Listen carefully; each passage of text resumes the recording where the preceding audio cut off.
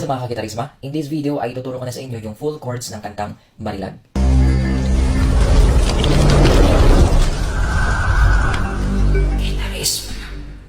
Before anything else, I just want to say thank you to Shete sa pag-request ng guitar tutorial na ito. Wait lang, bago mo aralin ang video na ito, make sure na napanood mo na yung previous upload natin about sa guitar intro ng Marilag using a capo. Dahil in this tutorial, gagamit tayo ng capo dito sa 6th fret. Bilangin natin, 1, 2, 3, 4, 5, 6. So dito ninyo ilalagay yung capo. Kung wala ka pang capo, I recommend this one kasi pwede mo siyang gamitin pantanggal ng bridge pin dito sa iyong gitara. Kung sakali namang magpapalit ka ng strings, so ikakawit mo lang siya na gano'n, tapos iaangat mo. So double purpose siya, pwede mo siyang gamitin dito sa gitara. At the same time, pwede mo rin siyang gamitin as guitar tool dito sa iyong bridge pin. Okay, let's start our lesson. Lagyan natin siya sa 6th fret. 1, 2, 3, 4, 5, 6. So ipit nyo dito yung capo nyo. Pag nalagay mo na, ready to go ka nang tugtugin yung Marilag. So again, ang chords po natin sa intro ay C add 9, G, E minor, and D. Again, yung sa D, huwag nyo nang tanggalin yung dalawang nakapindot sa daliri simula sa chord na G. So, ang nagbabago lang is yung nasa pinto throw at saka middle finger mo. Pansinin natin, ulitin natin. C add 9, G. O, diba, tumaas lang. Yung dalawa sa baba, hindi naman gumagalaw. And then E minor. Ayan. So, itong dalawa lang, yung hinto throw at saka middle finger lang talaga yung gumagalaw. And then D. Ayan. So, yung ganyang version yung gagamitin natin. So, kung di mo pa napanood yung intro na merong kasamang melody, panoodin mo yung previous video ko. Para may idea ka kung hindi mo pa napanood yun, ganito yung tunog ng intro niyan.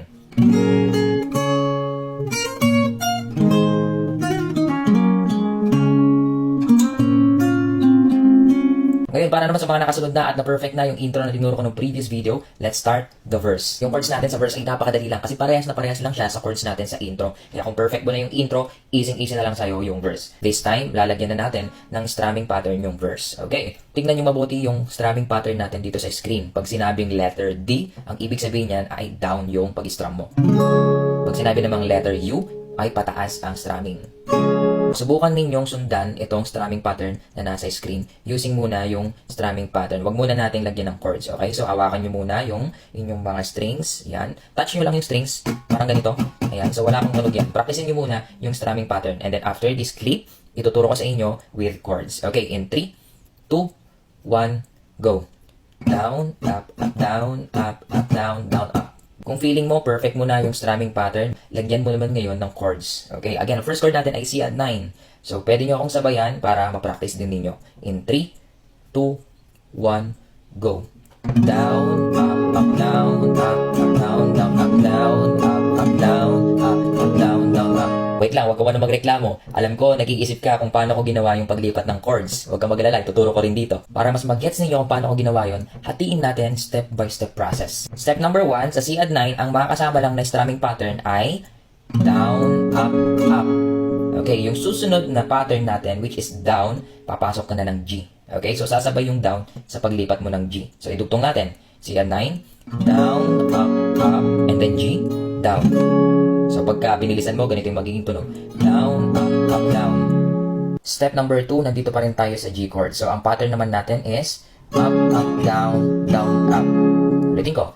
Up, down, up. Sabay niyo ako. In 3, 2, 1, go. Up, down, up. Ngayon, idugtong natin si C add 9 papunta ng G ng mabagal. In 3, 2, 1, go. Down, up, down, up, down, up.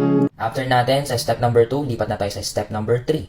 Sa step number 3, lilipat na tayo ng chords which is E minor. Sa E minor, madali lang din yung pattern. Gagayahin lang natin yung strumming pattern sa C add 9 at sa G. But different chord kasi E minor na ito, and then yung partner naman niya is D. Kanina, C add 9 and G ang magka-partner. This time, E minor at D naman. But the same pattern sa strumming. Now, again, E minor, ang pattern natin is down, up.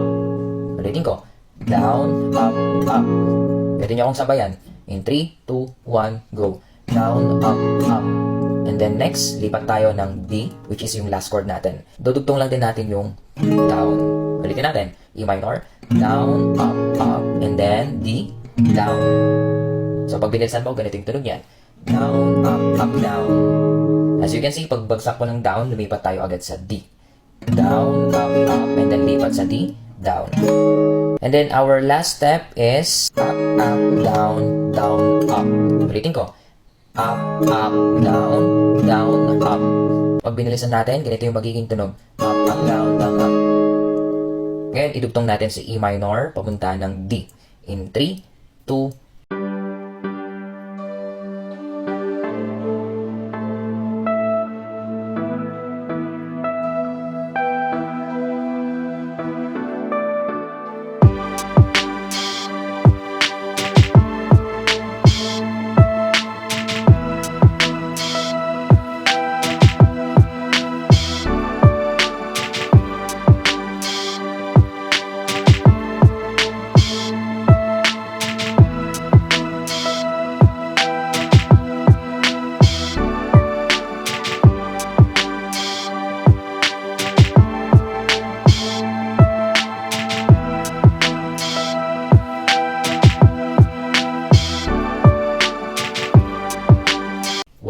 go.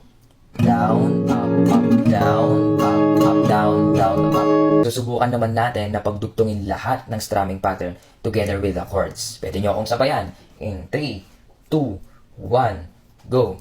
Down, up, down, up, down, down, up, down, up, down, up, down, down, up. After nyo makuha lahat ng pattern hanggang D, babalik lang kayo sa C add 9. So, ulit-ulit lang siya hanggang mapunta kayo sa chorus. The good news is, yung chorus part, halos pares lang siya sa verse. Down, up, down, up, down, down, up, down, up, down, up, down, down, up. But the difference is, sa part ng lyrics na, I see my future, magbababad tayo sa C add 9.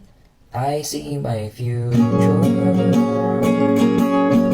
So, yung buong strumming pattern natin from C add 9 hanggang D, gagawin natin siya sa C add 9 lang. Try natin in 3, 2, 1, go.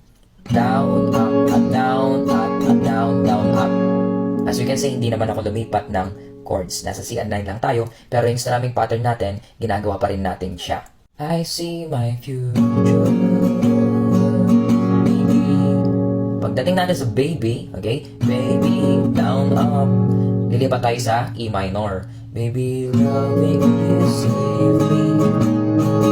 Paano yun? Baby, loving you, save me. Nasa E minor na tayo doon. Baby, loving. So, doon sa may part na loving, doon kayo lilipat ng E minor. Bagsak ng down yun. Diba? C add 9. I see my future. Down, up. Kung down, up na yun, kasabay nun yung lyrics na baby. Baby. And then lilipat kayo sa E minor. Okay? Try natin. Baby, love. Okay? Baby, loving you, save me. Okay, malilito kasi yung strumming pattern natin. Ito pa rin naman. Para hindi kayo malito, kakantayin ko yung part na ito, pero yung lyrics natin ay ito. Handa na ba kayo?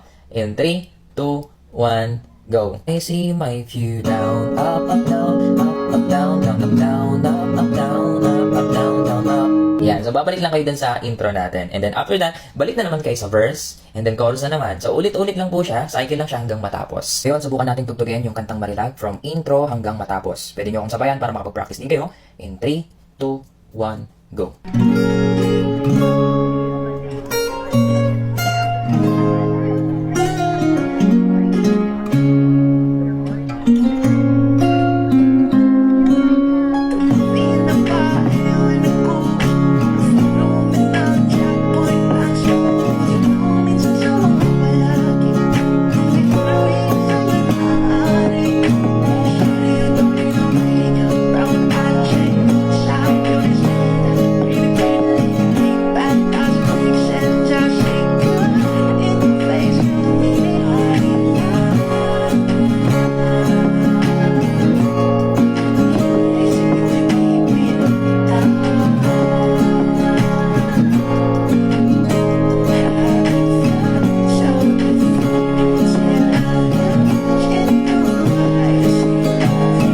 C add 9, E minor, D, verse.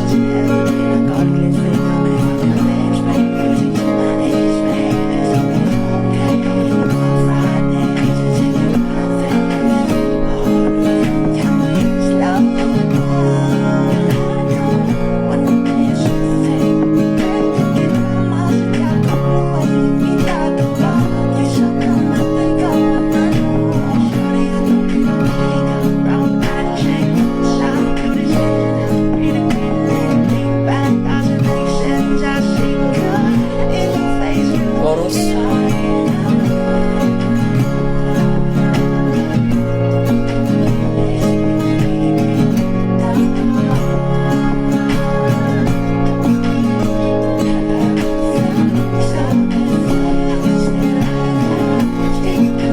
Babad C add 9. 1, 2, 3, 4. E minor. D.